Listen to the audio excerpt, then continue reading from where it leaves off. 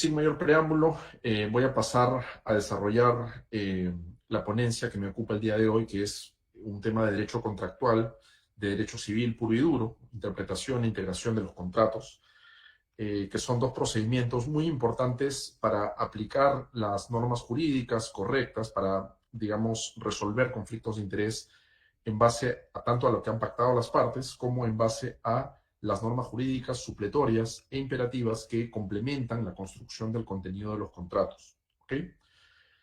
En primer lugar, vamos a empezar con la interpretación. Las consideraciones que vamos a abordar a continuación se aplican exclusivamente a los contratos y en general a los actos jurídicos. O sea, vamos a hablar sobre interpretación de los contratos y de los actos jurídicos. Este procedimiento no es idéntico, ¿sí? La interpretación de contratos y actos jurídicos no es lo mismo que interpretación de la ley, ¿sí? La interpretación de la ley tiene otras reglas de juego, otros criterios, tiene otro propósito, ¿no? En cambio, la interpretación de los contratos busca hallar el significado jurídicamente relevante de un contrato, lo que se conoce como la común intención de las partes.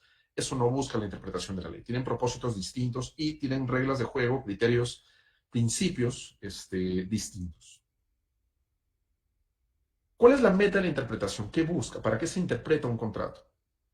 Un contrato, como lo destaca la doctrina italiana, por ejemplo, autores como Massimo Bianca señalan que un contrato se interpreta con el propósito, con la finalidad de fijar o de determinar cuál es el significado jurídicamente relevante de una declaración de voluntad. Y esta tarea se lleva a cabo siguiendo ciertos criterios, ¿sí? Siguiendo ciertas pautas, siguiendo una metodología, por así decirlo, establecida por norma. ¿Ok? Entonces, el propósito de la interpretación contractual es desentrañar, es saber qué quiere decir una cláusula o qué quiere decir el contenido de un contrato, ¿no? Como consecuencia de este propósito de la interpretación, es necesario tener en cuenta que una premisa indispensable, una premisa sine qua non para la interpretación de un contrato es que exista una declaración de voluntad textual, una cláusula redactada, por ejemplo, que va a ser esclarecida, cuyo significado va a ser fijado, estabilizado, o, aunque no haya una cláusula expresa, podría haber un principio de manifestación de voluntad tácita, una conducta concluyente, ¿sí? Y la interpretación en esos casos buscará inferir la voluntad subyacente a la conducta tácita y estabilizar su significado. O sea, no solamente se interpreta texto, ¿no? También se interpreta contexto, también se interpreta conductas. ¿Okay? Entonces, para resumir, la interpretación de los contratos y los actos jurídicos responde a la pregunta ¿cuál es el significado jurídicamente relevante del contrato de sus cláusulas? Y es absolutamente indispensable para ejecutar, para cumplir y para resolver controversias asociadas al desenvolvimiento de un contrato, es una condición indispensable interpretarlo. O sea, saber qué fue lo que quisieron las partes, saber cuál es el significado de una cláusula, ¿no? Empleando la metodología establecida en el Código Civil. Sin la interpretación no se puede saber cuál es el contenido de los derechos y obligaciones de las partes, ¿sí? Y esto no le permite a las partes ejecutar el contrato ni a la Administración de Justicia resolver conflictos de intereses sobre el contrato si no sabe primero qué significan los términos y condiciones que las partes han establecido. Entonces la interpretación es una premisa pues absolutamente indispensable tanto para las partes que cumplen un contrato como para, digamos, los órganos jurisdiccionales que resuelven controversias en base a ese contrato.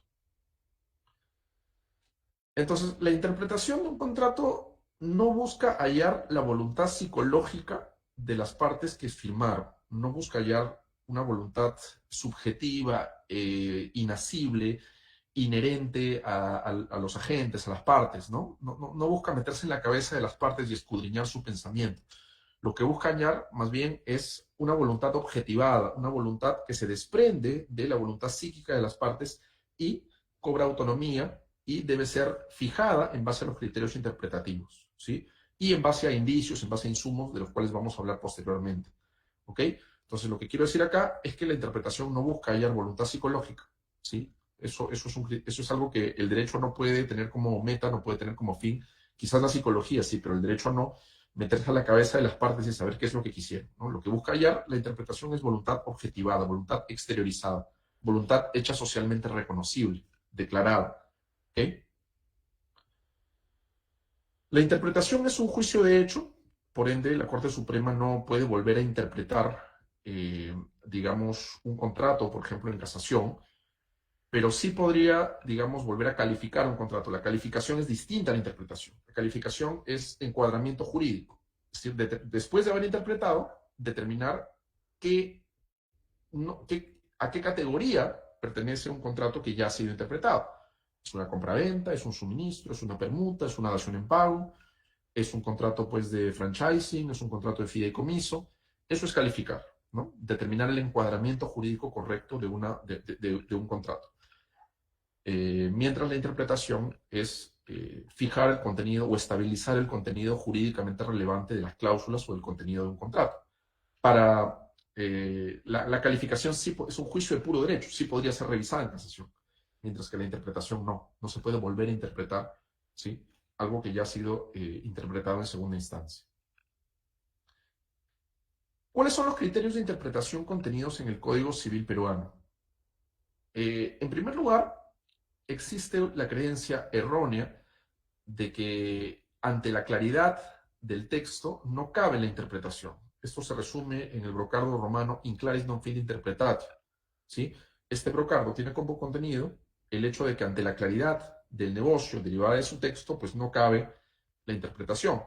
Como consecuencia de ello, solo el juez debería acudir a los métodos de interpretación si el significado del texto es ambiguo, si es contradictorio, si es incompleto, o si existen indicios, si existen razones que llevan al juez a considerar que el texto no coincide con lo que las partes quisieron.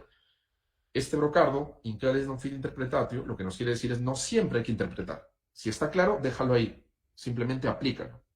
¿Ya? Este brocardo, in claris non fit interpretatio, es erróneo, es incorrecto, ¿sí? Siempre hay que interpretar. No es que ante la claridad ya no se aplican los criterios de interpretación. En realidad, la claridad de un principio de declaración de voluntad o de un texto redactado no o sea, digamos, la claridad es el resultado de una interpretación. Solamente hay claridad cuando ya interpretaste y ya estabilizaste el significado del texto o de un principio de declaración de voluntad, ¿sí? El resto es simplemente una apariencia. A ti te puede parecer claro, pero no es que ya se haya estabilizado el significado de una forma, ¿no? Es simplemente una apariencia que va a quedar consolidada, va a quedar estabilizada una vez que se apliquen todos los criterios relevantes de interpretación. Por ende, no nos podemos detener solamente en el criterio textual. En el criterio literal siempre hay que aplicar todos los criterios relevantes de interpretación. Además de ello, incluso si el texto aparentemente es claro para una de las partes, podría haber en el mismo contrato una cláusula que diga lo contrario. Podría ser que el entendimiento de las partes sea contraria a la apariencia, ¿sí? De entendimiento que tuvo una de las partes respecto al contrato. Entonces, en esos casos, pues es evidente que no nos podemos quedar en el criterio literal, sino que el criterio literal es simplemente, como vamos a ver posteriormente, la puerta de entrada al proceso de interpretación. Y hay que aplicar necesariamente todos los criterios de interpretación para estabilizar el significado jurídicamente relevante de una cláusula o del contenido del contrato. ¿Ok? El Código Civil establece una serie de criterios de interpretación que vamos a mencionar, vamos a enunciar a continuación. ¿Ok? Fíjense ustedes, los criterios de interpretación que establece o que regula el Código Civil son o pueden ser divididos en dos grupos, ¿no? Los criterios de interpretación subjetivos y los criterios de interpretación objetivos, ¿ya? Los criterios de interpretación subjetivos básicamente buscan hallar específicamente la común intención de las partes, lo que las partes quisieron en el caso concreto. Los criterios de interpretación objetivos buscan hallar el significado jurídicamente relevante del contrato, prescindiendo de la común intención de las partes y acudiendo más bien a criterios objetivos como lo que es la buena fe, como lo que sería normal en la situación en la que estuvieron las partes a la hora de celebrar el contrato, usos y costumbres, la naturaleza de la operación, presunciones. O sea, se aleja un poquito de la común intención de las partes y busca interpretar el contrato acudiendo a criterios de normalidad, ¿sí? Acudiendo a criterios de normalidad en el tráfico jurídico. Dentro de los criterios subjetivos tenemos el criterio literal, ¿sí? Tenemos el criterio de la buena fe pero en sentido subjetivo, como respeto y no contradicción a la conducta vinculante o a la conducta repetitiva o a la conducta que generó confianza legítima en el receptor de esa conducta, en la contraparte que recibió esa conducta. Tenemos el criterio sistemático de interpretación. Tenemos también el criterio teleológico, que busca interpretar las cláusulas en base a la finalidad o a la causa, ¿sí?, del contrato o del negocio jurídico. Por el lado de los criterios objetivos, tenemos el criterio de la buena fe en sentido objetivo, tenemos el criterio de la naturaleza de la operación, y finalmente, en los contratos de adhesión y contratos con cláusulas generales de contratación, tenemos el criterio de la interpretación contra el predisponente, interpretación contra el proferente. La pregunta acá es, evidentemente, analizar uno por uno los criterios nos tomaría un poquito más del tiempo del que disponemos, ¿ya? Pero lo que quiero tener en cuenta acá es que, o lo que quiero analizar acá, es que uno podría pensar, oye, ¿existe una jerarquía entre los criterios subjetivos y los criterios objetivos? Es decir, ¿los criterios objetivos se encuentran al mismo nivel de los criterios subjetivos? ¿O solamente hay que entrar a analizar los criterios objetivos si es que los subjetivos han sido insuficientes para determinar el significado jurídicamente relevante del contrato? Y pues si nosotros revisamos las normas del Código Civil, en particular el artículo 168 del Código Civil, pues el 168 equipara o pone en el mismo nivel al criterio textual, que es el criterio subjetivo por antonomasia, con el criterio de la buena fe, cuya vertiente objetiva es, digamos, el criterio objetivo por antonomasia. En otras palabras, pues no existe, al menos de la letra de nuestro Código Civil, una jerarquización. Una jerarquización. No existe un escalafón, una jerarquía entre criterios de interpretación. Todos los criterios están al mismo nivel y hay que aplicarlos todos para hallar el significado jurídicamente relevante del contrato.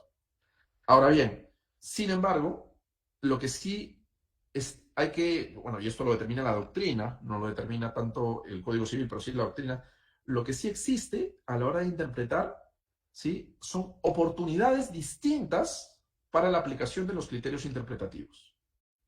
Para interpretar un contrato, lo primero que hay que tener en cuenta es el texto.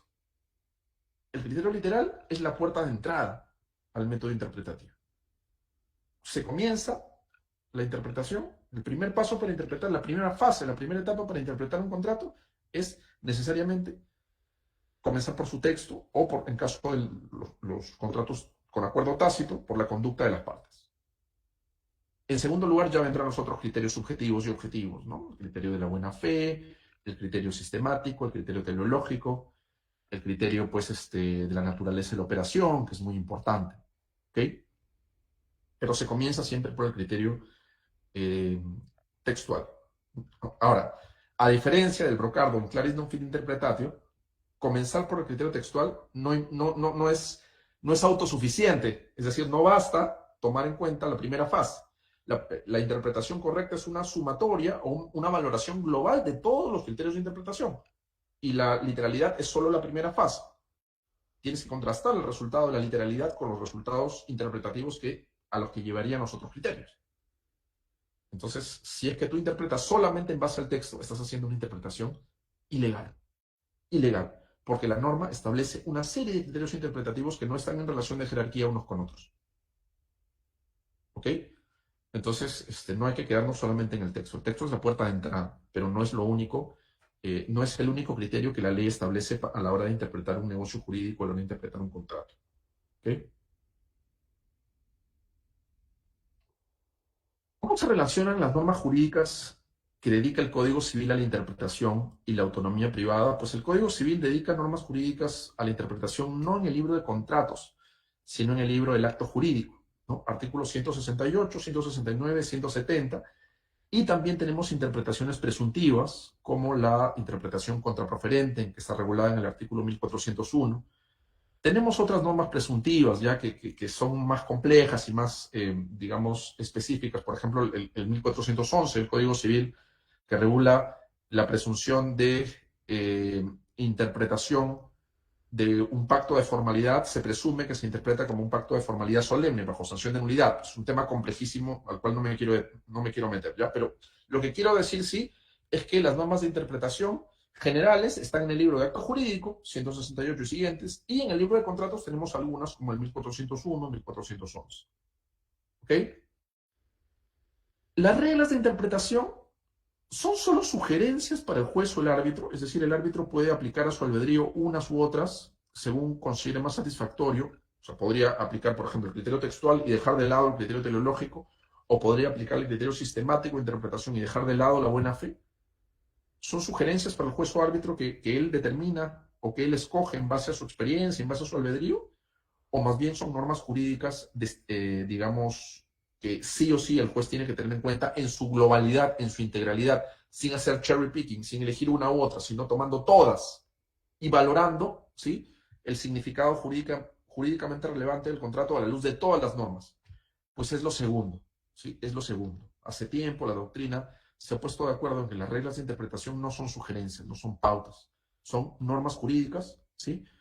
En muchos casos imperativas, que deben ser tenidas en cuenta por el juez en su globalidad, todas ellas. No hay una jerarquía, no hay una exclusión. El juez no puede excluir normas interpretativas, sino tiene que aplicarlas todas y tiene que hallar el resultado interpretativo en base a una valoración global de estas normas. Ahora bien, ¿quiénes son los destinatarios de los criterios de interpretación que regula el Código Civil? Pues evidentemente ya hemos dicho uno, ¿no? El órgano jurisdiccional para resolver conflictos de interés entre las partes, derivados de una relación contractual, pues tiene que interpretar cuál es la común intención de las partes, cuál es el significado del contrato. El juez tiene que interpretar, evidentemente. El juez es el destinatario de las normas de interpretación. Pero yo les pregunto a ustedes, oye, ¿y las partes para cumplir un contrato no tienen que interpretarlo primero también? Por ejemplo, si un contratista, digamos, va a hacer una labor de pavimentado y va a emplear una mezcla específica que está en el anexo 1, alcance de trabajos de su contrato de construcción. Antes de empezar la labor, ¿no tiene que determinar primero cuál es el significado jurídicamente relevante del contrato para saber qué mezcla debe emplear? Pues por supuesto que sí. O sea, las partes también interpretan el contrato. Si no, ¿cómo lo van a poder cumplir? O sea, tú no cumples un contrato en base a lo que te dé la gana, sino en base a lo que consideras el significado correcto de una valoración global de los términos y condiciones de ese contrato. Y esto lo haces en base a los criterios de interpretación. O sea, las partes también interpretan. Y si las partes interpretan mal, van a incumplir ese contrato. Y si incumplen ese contrato, responderán por incumplimiento y su contraparte podrá aplicar los remedios jurídicos que correspondan frente a ese incumplimiento. ¿Sí? También podrían interpretar un contrato a autoridades administrativas en el marco de sus competencias, ¿no? Por ejemplo, para aplicar un tributo, primero se tiene, la SUNAT primero tiene que interpretar un contrato y luego calificarlo, ¿no? Para determinar si se observa o no se observa un documento. Por ejemplo, si las partes quieren inscribir una promesa de contrato, un compromiso de contratar, que no es un acto inscribible, ¿sí? Al margen de la denominación que las partes usen para su contrato, pues el juez, o perdón, el registrador tiene primero que interpretar la común intención de las partes y tras ello calificar ese contrato como una promesa. Y si califica ese contrato como una promesa, pues el título será tachado porque la promesa de contratar, el compromiso de contratar, artículos 14, 14 y siguientes del Código Civil, no es un acto inscribible en registros públicos. Entonces, el registrador, dentro del marco de sus competencias administrativas, también tiene que interpretar. ¿Sí? No solamente el juez, principalmente el juez, pero también las partes y algunas autoridades de la administración pública.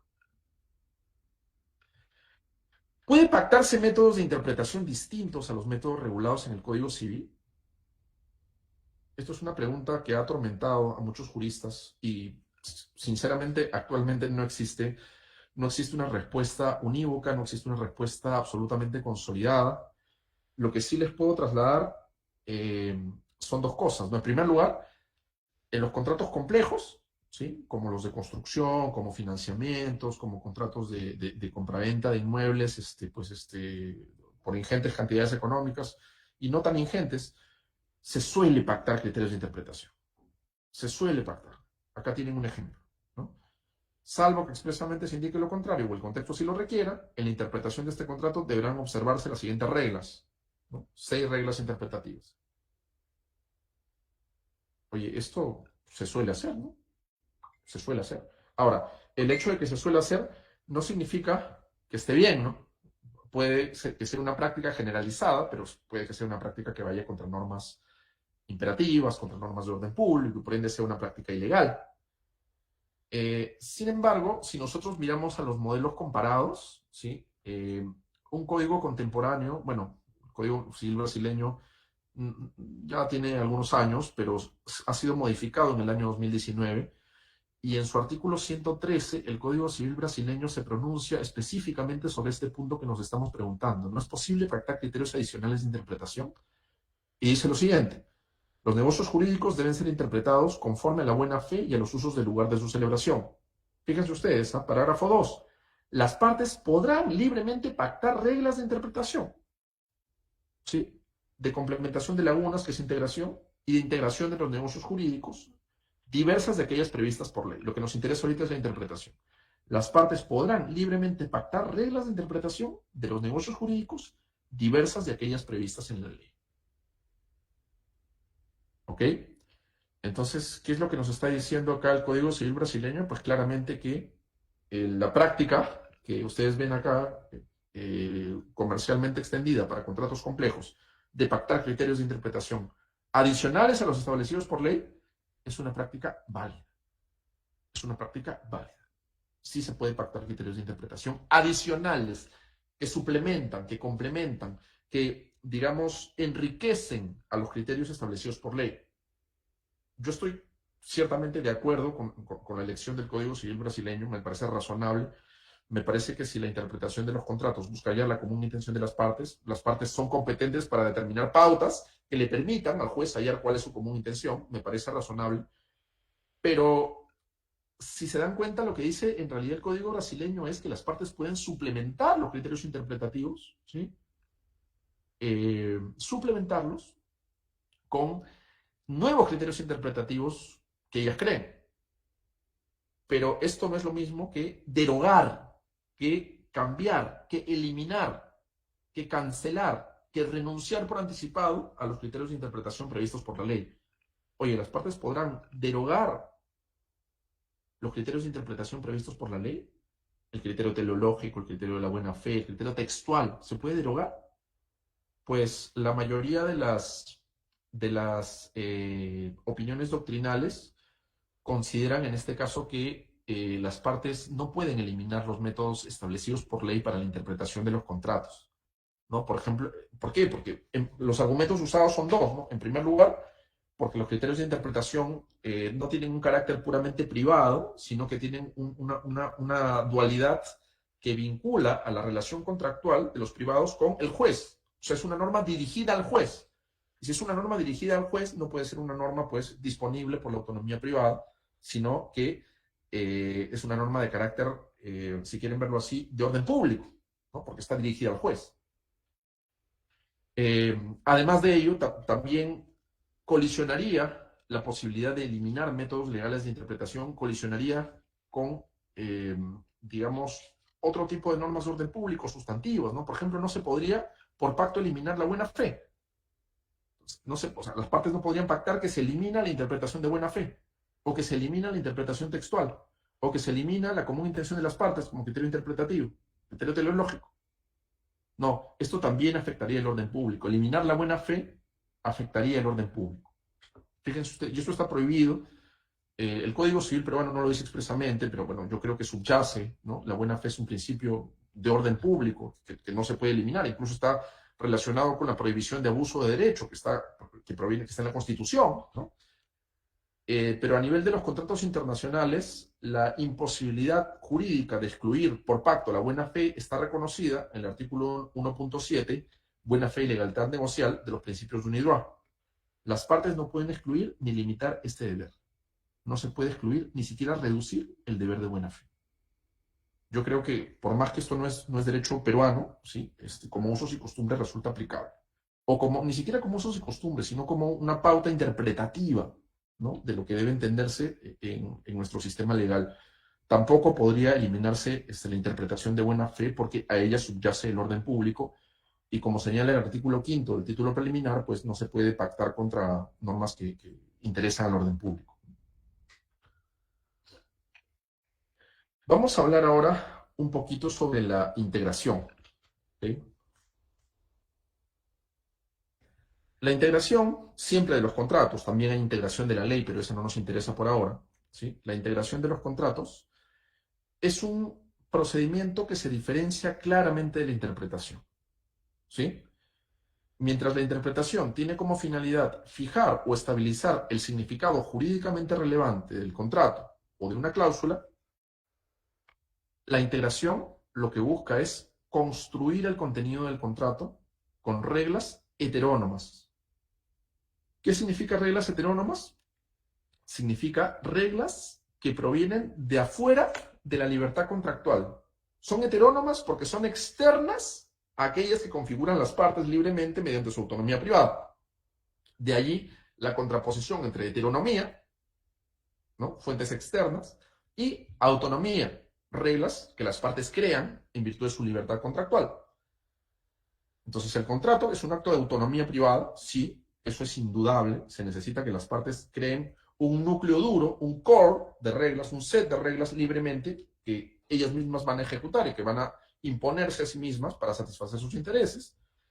Sin embargo, a ese contrato también, ese contenido contractual que voluntariamente las partes crean, se ve enriquecido, ¿sí? Se ve impactado, se ve regulado por reglas que provienen de afuera de la autonomía privada, que provienen de fuera de las partes pactadas. ¿Ok? Eso es la integración, es la construcción del contenido del contrato con reglas heterónomas, es decir, que provienen de, son externas a las reglas derivadas de la autonomía privada que las partes pactaron. Según sus fines, la integración puede ser supletoria o puede ser imperativa. ¿Ok? Una integración supletoria es una integración que complementa la autonomía privada. Pensemos en esta imagen que tienen a su mano derecha, ¿no? Imaginemos que tenemos un recipiente y ese recipiente lo llenamos con unas piedras.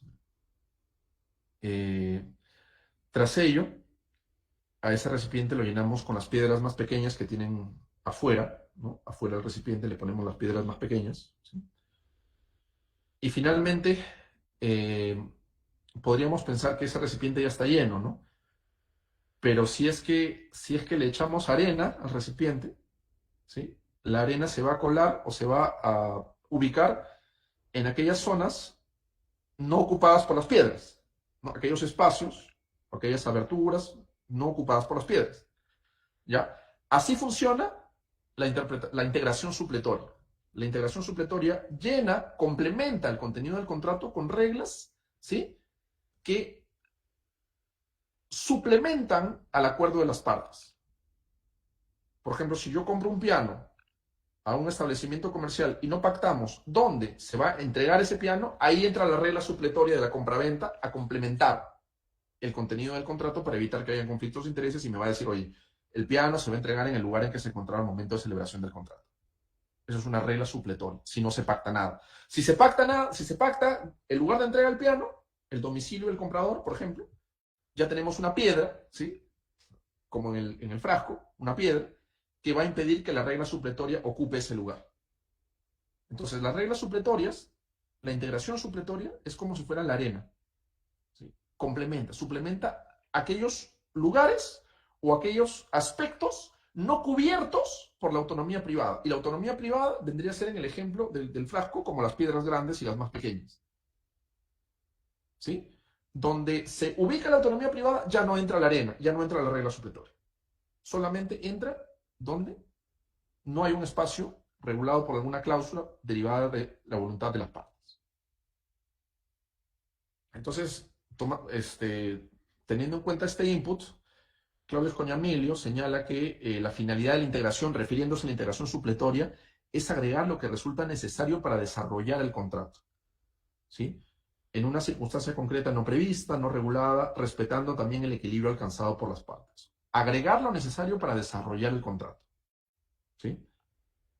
Suplementar, complementar, ¿ok?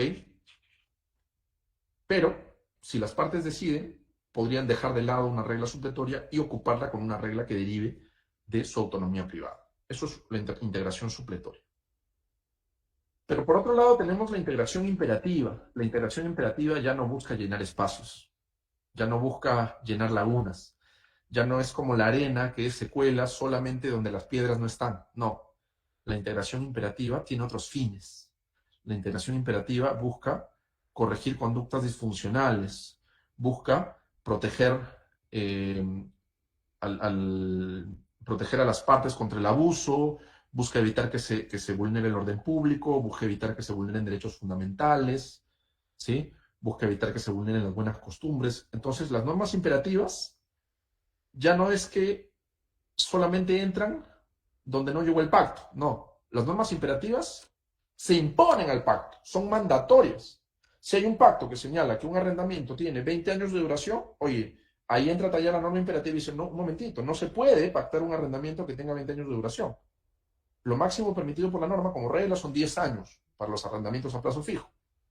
Entonces, la norma imperativa, ¿no?, deroga o rechaza, saca de juego a lo que pactaron las partes.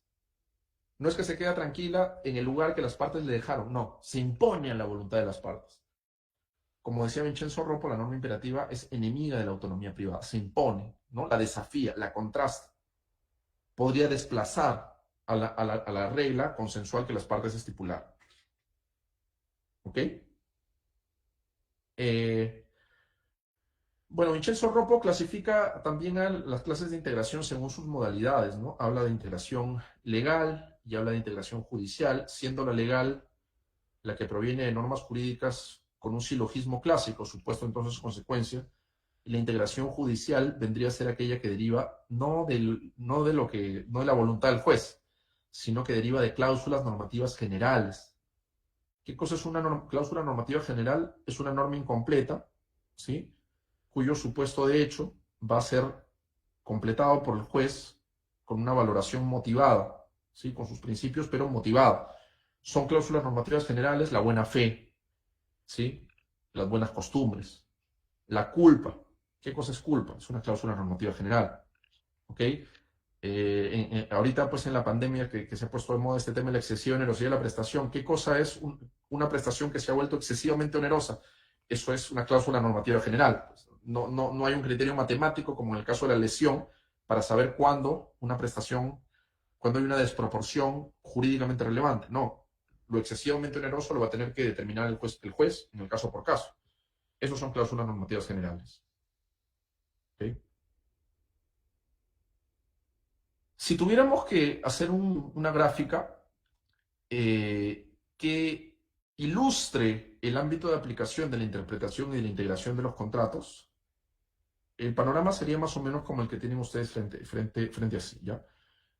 Este círculo negro representa el contenido autónomo del contrato. ¿Qué significa autónomo? Significa que las partes lo han pactado con cláusulas negociadas o por adhesión, pero a las cuales se han adherido voluntariamente, ¿ya? Este contenido autónomo del contrato es objeto de la interpretación. Estas cláusulas son las que hay que esclarecer, ¿no? Hay que esclarecer la común intención de las partes, significado jurídicamente relevante de lo que las partes pactaron. Y también lo pactado es la zona de integración imperativa.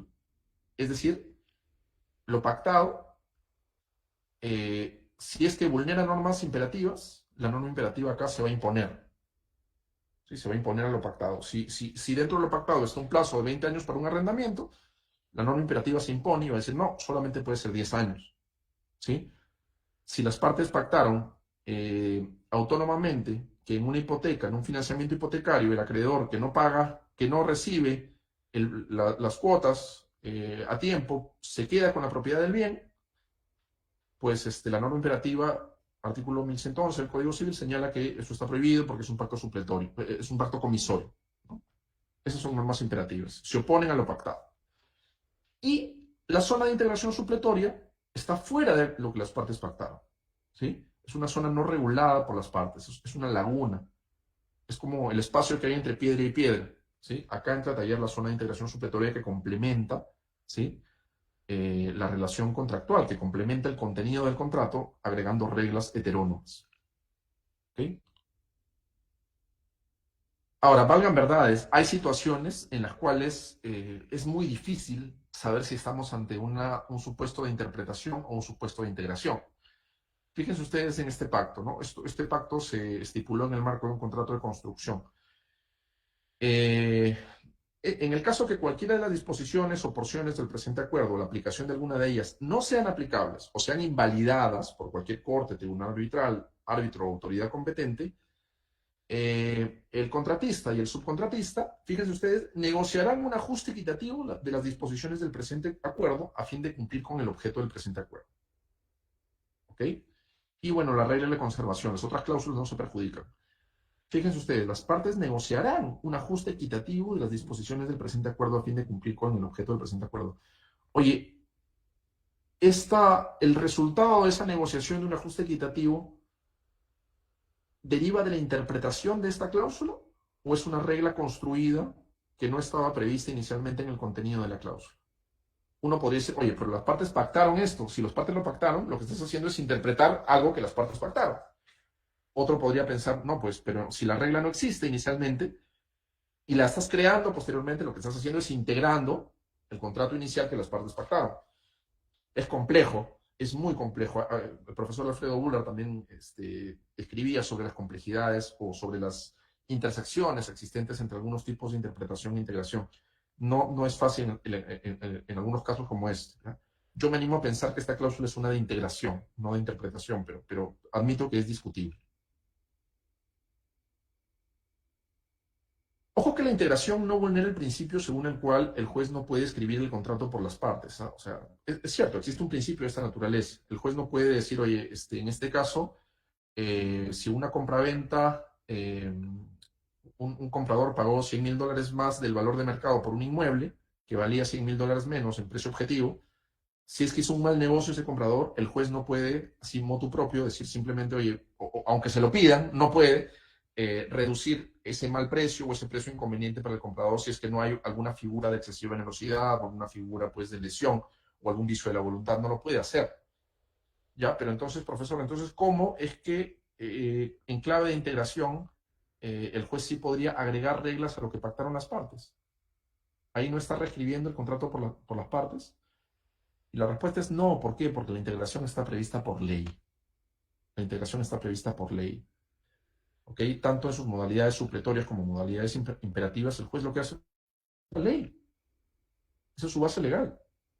No está simplemente reajustando el contrato, la economía del contrato, porque no le conviene una de las partes, ¿no? Está aplicando la ley.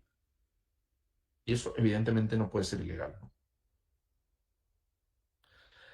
¿Cuáles son las fuentes de integración de los contratos en los modelos comparados? Si nosotros nos fijamos en los modelos comparados, estos modelos tienen normas, tanto, digamos, en los códigos civiles como en los cuerpos contractuales de uniformización a nivel europeo y a nivel de la contratación internacional. Existen normas generales, centralizadas, dedicadas a la integración del contrato.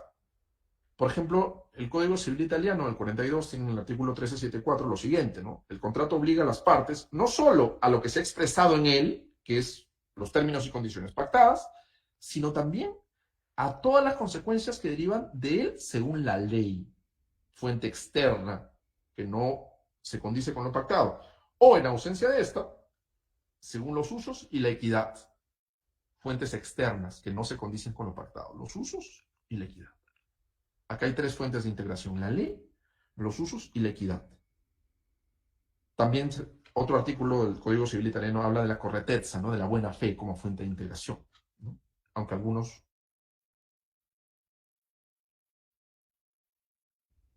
esta cualidad.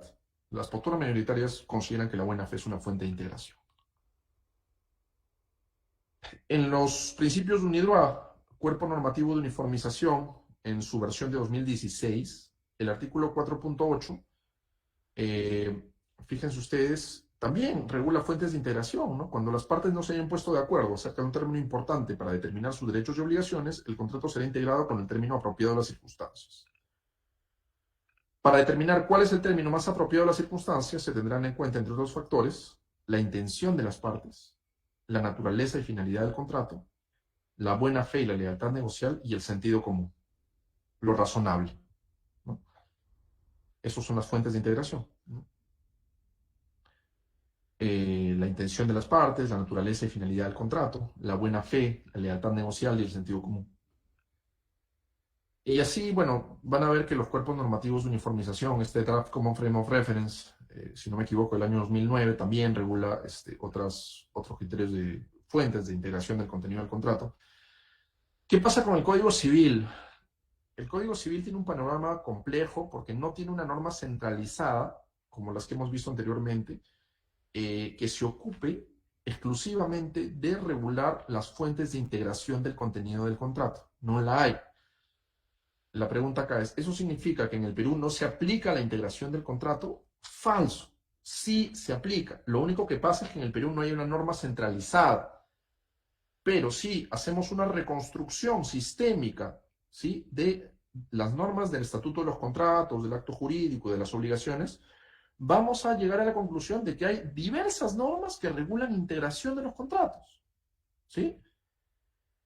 Y a partir de estas diversas normas, que las estoy citando acá, evidentemente no las voy a proyectar absolutamente todas para no aburrirnos, pero por supuesto que la conclusión es que es posible en el Perú y es necesario en el Perú hablar de integración del contrato.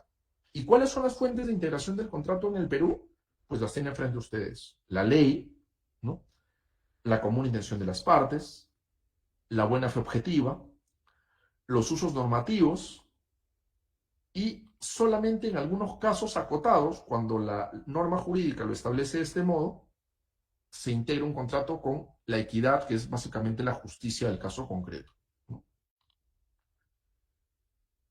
Solamente vamos a citar un par de normas, ¿ya? La ley como fuente de integración, artículos 1356 y 1354, que regulan normas supletorias e imperativas respectivamente. Fíjense ustedes, artículo 1356. Las disposiciones de la ley sobre contratos son supletorias de la voluntad de las partes, salvo que sean imperativas. Se presume que una norma establecida en el cuerpo de los contratos es una norma supletoria. Y el 1354 señala que las partes pueden determinar libremente el contenido del contrato, siempre que no sea contrario a una norma legal de carácter imperativo. Entonces, acá tenemos la característica o la cualidad esencial de una norma imperativa, que se impone a lo que las partes pactaron. Oye, las partes pueden configurar libremente el contenido del contrato, pero dentro del marco de las normas imperativas. Y no solo las normas imperativas, sino dentro del marco de las buenas costumbres y el orden público también. ¿Okay? ¿Dónde se encuentran leyes con aptitud, con una cualidad de integración? En todos lados en el Código Civil. En los tipos contractuales, la compraventa, por ejemplo, ¿sí?, en el arrendamiento, en el Estatuto del Contrato Parte General, en el Estatuto de las Obligaciones, de los actos jurídicos. Pues estamos rodeados de normas de integración. ¿Ok? Principalmente en los tipos contractuales. Ojo, los tipos contractuales o las tipologías contractuales no solamente están en el Código Civil, ¿eh? Podrían estar en leyes especiales, como por ejemplo en el caso del leasing, ¿no?, que está en el Decreto Legislativo 299, que es un decreto legislativo que tiene su reglamento también, no es parte del Código Civil, pero es norma jurídica aplicable. La ley de bancos también tiene tipologías contractuales asociadas con la praxis financiera. Algunas directivas o circulares de la SBS se aplican también como a tipologías contractuales. Por ejemplo, la carta fianza bancaria, ¿no?, tiene una regulación en una circular, muy escueta, eso sí, pero al final del día se remite al Código Civil. Entonces, si tiene algún sentido, erige a la carta fianza como una tipología contractual. Cuando hablamos de la integración del contrato según la común intención de las partes, nos referimos a la causa del contrato. La causa del contrato es la función económica individual. Es el interés práctico que las partes buscan perseguir con la celebración del contrato, ¿sí? El interés práctico del contrato, no de una de las partes, ¿sí? Por ejemplo, yo puedo comprar un libro y mi interés práctico es regalárselo a mi amiga para pues, que caerle bien. Ya, eso no es la causa del contrato, ¿no? Eso no es la causa del contrato. Eso es un motivo, eso es algo psicológico, eso es un factor absolutamente subjetivo, ¿no? La función del contrato tiene que ver con, digamos, las finalidades declaradas en el texto o que deriven indubitablemente de las circunstancias, ¿no?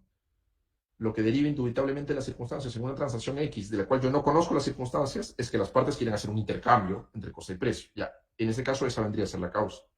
Si tienes más contexto, si tienes el texto del contrato, pues podrías engrosar esa finalidad de intercambio, esa función económica de intercambio, con funciones adicionales, propósitos adicionales, intereses prácticos adicionales. ¿Ok?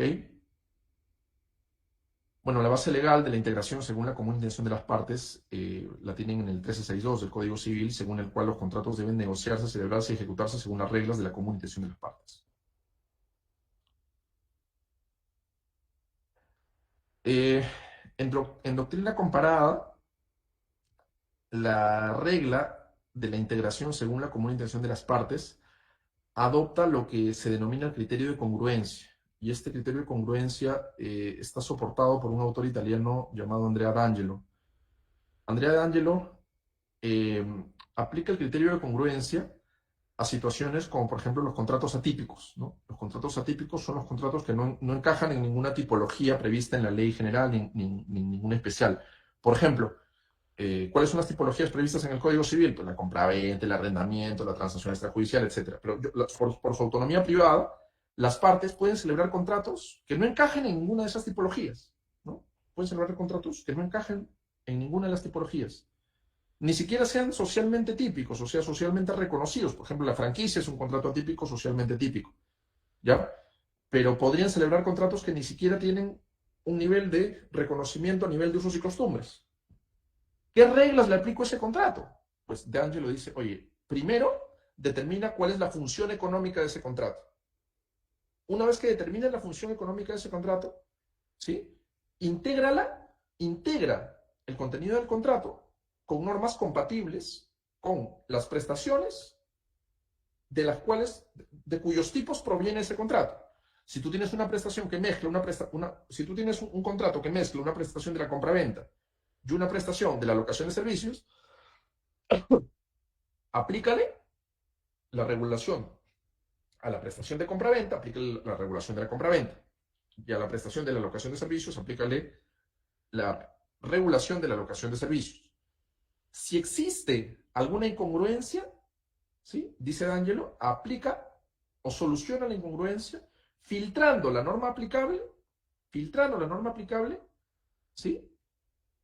En función al criterio de cuál es aquella que resulta más coherente con la finalidad del contrato. ¿Ok? Entonces, si hay alguna incompatibilidad, si hay alguna, digamos, incongruencia, si no sabes qué norma aplicarle a un contrato atípico, usa el criterio de la congruencia. Determina la norma aplicable en función a aquella que resulta más compatible con la función económica individual, con la causa del contrato. ¿Ok? Bueno, de la buena fe objetiva con criterio de integración se podría hablar pues muchísimo. Evidentemente no es el propósito de esta exposición ahondar sobre este tema. Solamente mencionar que la base legal está también en el artículo 1362, según la cual los contratos deben negociarse, celebrarse y ejecutarse según las reglas de la buena fe. Por ejemplo, en un contrato de construcción, la buena fe podría derivar en que si dos consorciados tienen un conflicto de interés, ¿sí? Y no se sabe si es que un consorciado debe pagar o no debe pagar por usar instalaciones del otro consorciado, pues no se sabe si las puede usar gratuitamente o tiene que pagar por ellas. Ambos tienen posiciones contrapuestas, controvertidas. La buena fe podría determinar que el consorciado que ha hecho las instalaciones debe darle acceso al otro consorciado y las partes, ambos consorciados, deben arreglar su conflicto en paralelo. O sea, la buena fe determina que debes privilegiar la continuidad del proyecto, ¿sí? Darle acceso a tus instalaciones, saquemos adelante el proyecto y si tenemos un problema, negociémoslo en paralelo. Vayamos a arbitraje, trato directo, poder judicial, lo que fuese, pero en paralelo. No me niegues el acceso a tus instalaciones, porque lo necesito para culminar el proyecto, por buena fe. Y eso es una regla que no está escrita en el contrato. ¿Ok? Finalmente, son fuentes de integración los usos normativos o costumbres. Y el otro día pues estaba en un examen de grado, ¿no? Que era sobre derecho a la construcción el graduando era el grado de maestría. Digamos, había basado su tesis en un protocolo que emite la Sociedad de Derecho a la Construcción, que tiene su sede en Reino Unido, ¿no? Y esta Sociedad de Derecho a la Construcción emite un protocolo para demoras y disrupciones en contratos de construcción que tiene reglas de juego aplicables a esos casos, la concurrencia de demoras, etcétera, demora concurrente, etcétera, ampliaciones de plazo para contratos de construcción. Pero eso no es norma jurídica en el Perú. Entonces yo le decía, oye, ¿qué pasa si yo me junto con unos amigos y saco un protocolo, el protocolo de Walter? ¿Eso también es uso y costumbre? Porque él me decía, al final del día el protocolo se aplica como buenas prácticas profesionales y como usos y costumbres. Ya, pero ¿qué se necesita para que un protocolo de esa naturaleza sea usos y costumbres? Si yo hago mi protocolo, repito, los amigos de Walter, me pongo a escribir 100 reglas, ¿esos son usos y costumbres? Pues no. Para que un protocolo se convierta en usos y costumbres se necesita estos requisitos, ¿no? Se necesita que sea eh, generalmente aplicado, o sea, que se aplique en un mercado relevante, que puede ser más allá de un país, podría ser una región, podría ser un continente, podría ser un país también solamente, sí.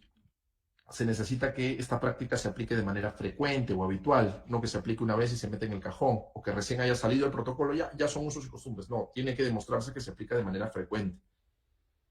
Se necesita que los agentes económicos que lo aplican sean conscientes de que su violación acarrea consecuencias jurídicas o la aplicación de remedios jurídicos, conciencia de obligatoriedad, opinio juris, y finalmente se necesita que el protocolo no sea contra leyem. Que no sea contra leyem quiere decir que no vaya contra normas imperativas, ¿no? Tampoco contra normas de orden público ni contra las buenas costumbres, porque si es así, jamás se va a convertir en usos y costumbres que tienen una actitud de integración del contenido del contrato. ¿Okay? Finalmente, precisar que la base de los usos y costumbres, pues en el Código Civil es una base un poco rebuscada, no está expresamente en el Código Civil. Algunos, como el profesor Alfredo Soria, le infieren del artículo 1353, ¿sí? Que habla pues, de reglas, habla del criterio de especialidad en la aplicación de normas. Reglas especiales son preferibles a las reglas generales. Dentro de esas reglas especiales, de los tipos contractuales, mete los usos y costumbres. Lo cierto es que una base legal, digamos, clara para los usos y costumbres la tenemos en el Código de Comercio, en el artículo 2, que todavía está vigente, pero se aplica solamente para los contratos que califiquen como actos de comercio, por ejemplo, contratos de construcción, ¿no? Los actos de comercio, sean o no comerciantes los que los ejecuten, y estén o no especificados en este código, se regirán por las disposiciones contenidas en él. En su defecto, ahí viene, por los usos del comercio observados generalmente en cada plaza. ¿No? Por los usos del comercio observados generalmente en cada plaza. Esos son los usos y costumbres. ¿Okay? Fíjense ustedes que por aplicación de este código de comercio, los usos y costumbres tienen una jerarquía de integración preferente a las normas supletorias. O sea, si se demuestra un uso y costumbre que dice que el piano debe ser entregado en casa del comprador, va a ser preferida esa regla a aquella que es la que señala el Código Civil, ¿no? Que el piano se entregue en el lugar donde estaba exhibido, en el lugar donde se encontraba al momento de celebración del contrato. Ojo, el uso y costumbre le gana a la norma supletoria, pero no le gana a la autonomía privada y con menor razón tampoco le gana a la norma imperativa, ¿no? Bueno, eso es más o menos a grandes rasgos lo que quería decir sobre integración del contrato. Pues finalmente tenemos el criterio de la equidad, ¿no? El criterio de la equidad. Bueno, me olvidaba esta parte. Los usos y costumbres tienen que ser acreditados, tienen que ser probados. No es como una regla legal, no es como una norma jurídica que simplemente la invocas y si no la invocas se aplica el iura novit curia. No, los usos y costumbres se prueban en un proceso como si fuesen hechos. ¿Cómo pruebo usos y costumbres? Pues citando jurisprudencia que los aplique, acudiendo al juicio de expertos, ¿no? Citando peritos, testigos que digan pues, que han participado en 500 proyectos de esta naturaleza y digan que eso siempre se ha aplicado, ¿no? Acudiendo a bibliografía propia de un mercado relevante, modelos estándar, modelos de contratos estándar que contemplen estos usos y costumbres, cuerpos normativos modelo de uniformización, tanto de la parte general del contrato como para contratos específicos. Hay de esos cuerpos normativos modelo para contratos de construcción, para franquicia, para el contrato en general, como por ejemplo los principios de UNIDROIT. Y finalmente, protocolos de buenas prácticas profesionales. Hay muchas formas de probar usos y costumbres, pero de que tienes que probarla, tienes que probarla. ¿Sí? No es como simplemente, no basta con invocar, oye, es un uso y costumbre que el contratista tiene que dejar el sitio en condiciones de limpieza y seguridad. Ya, eso es tu alegación, pruébalo. ¿Sí? No es tan fácil como una norma escrita. Finalmente tenemos como fuente de integración a la equidad, que es básicamente el poder que tiene el juez de determinar la justicia del caso concreto. Pero esta fuente de integración tiene una jerarquía inferior. ¿Por qué? Porque requiere de una previsión expresa de una norma. Hay una previsión expresa de la norma, por ejemplo, en el artículo 1346, ¿no? Que regula la posibilidad que se tiene de pedirle al juez que reduzca una cláusula penal manifiestamente excesiva. ¿Sí? Esto es una clase de integración que, digamos, trastoca la economía del contrato, corrige, si quieren verlo así, la economía del contrato en función a un criterio de equidad. ¿Pero por qué se aplica? Porque el juez se lo permite, porque la ley se lo permite al juez.